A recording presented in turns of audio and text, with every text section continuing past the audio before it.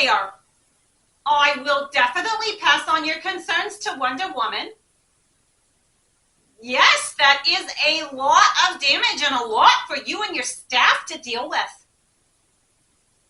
I agree the superheroes should be part of the cleanup effort.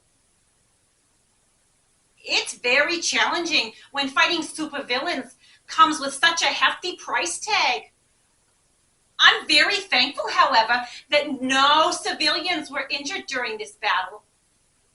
I assure you, your concerns are Wonder Woman's concerns as well. Okay, well, I will have her get back to you as soon as possible. Bye-bye. Oh, good morning, and welcome back to the Wonder Dome. Oh boy, the mayor is pretty upset this morning. Last night, Wonder Woman, Superman, and Aquaman were out fighting the supervillains Brainiac and Despero in the city. These two bad guys were looking to cause as much damage as possible to city property. The superheroes did what they could to keep the damage to a minimum, but still, many properties and vehicles were damaged or completely destroyed. The good news is, Brainiac and Despero are now behind bars. Sometimes the superheroes have to fight the bad guys to restore peace. But fighting bad guys isn't the only thing that Wonder Woman does to keep the peace. Most of the time, Wonder Woman is a peacemaker. As a peacemaker, she helps others to work through a conflict and come to a peaceful solution with no violence at all. I was trying to do a little peacemaking of my own with the mayor earlier. I often try to smooth things over with people before Wonder Woman takes over. Now, in our Bible story today, we're going to hear about another heroic woman of the Bible who was very wise and very brave, and she was a peacemaker. When she saw a conflict between two people, she stepped in to help smooth things out and end the fighting. Let's take a look at this story found in 1 Samuel 25, 14 to 35. While David was hiding from jealous King Saul, he gathered together about 600 fighting men who were loyal to him. After the prophet Samuel had died, David and his men went down to the desert of Paran. While they were there, David heard that a very wealthy man named Nabal from Carmel was clipping the wool of his sheep. David sent 10 of his men to Nabal to ask for some supplies for his men. David's men had provided protection for Nabal's shepherds and sheep when David and his men had previously been in Carmel. David thought Nabal would be generous to his men because they had freely done this for Nabal. However, Nabal did not respond as David expected. Instead, this foolish man refused to help and insulted David instead. When David's 10 men reported back to him, David became very angry, and he gathered 400 of his men to go and attack Nabal and Nabal's men. One of the servants warned Abigail, Nabal's wife.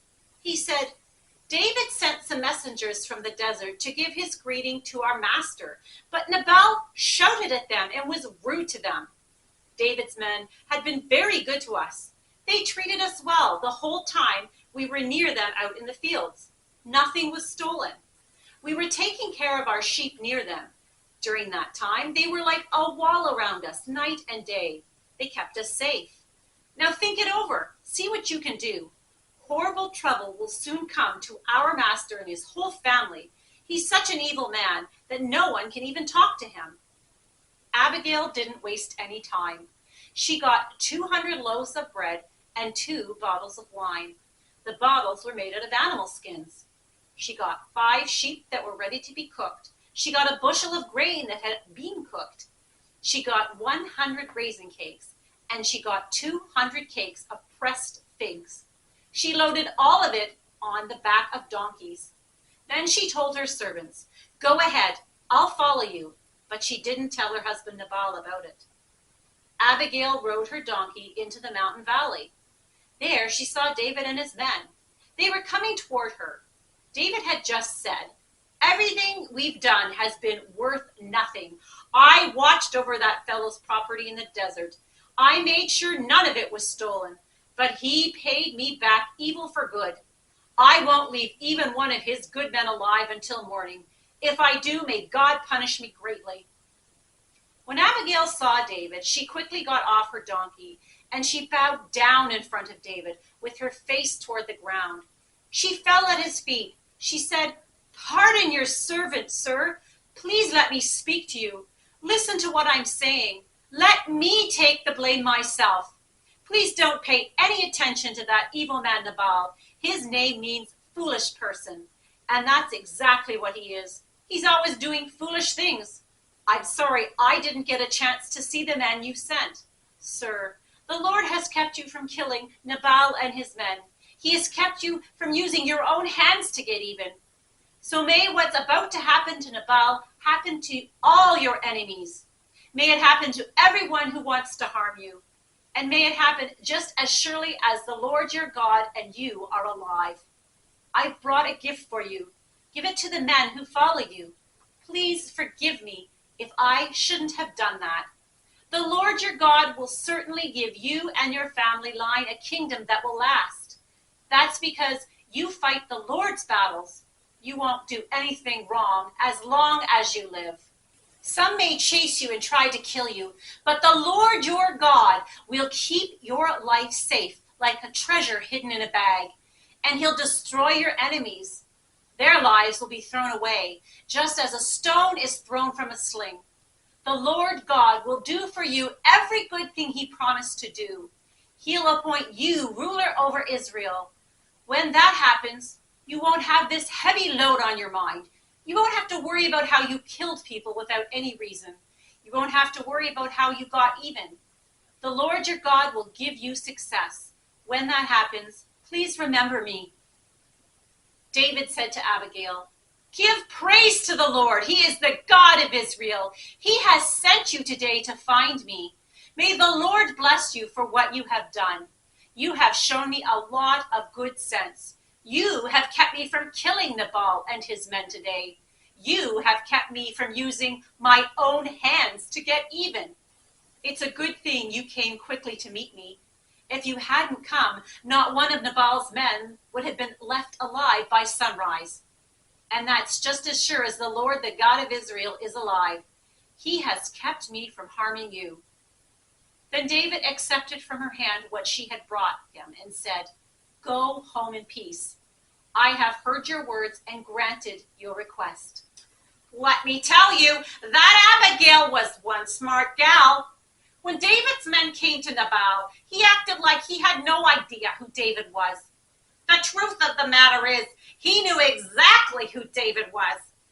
Before David had gone into hiding from King Saul, David had been in charge of King Saul's army.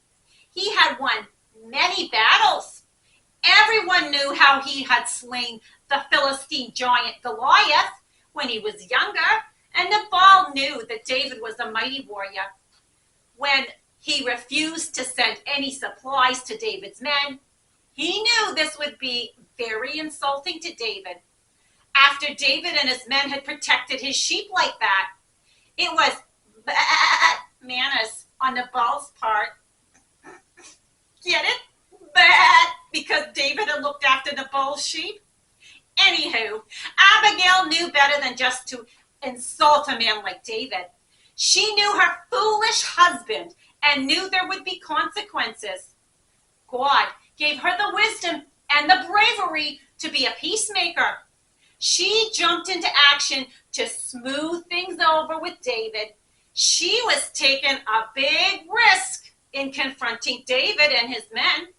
But God used Abigail to help David calm down and make a better choice rather than killing Nabal and all of Nabal's innocent men in anger.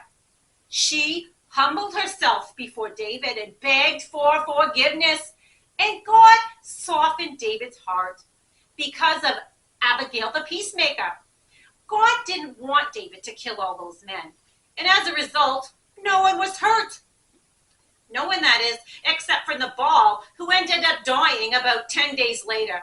But that wasn't because of David. Let's say our big idea together.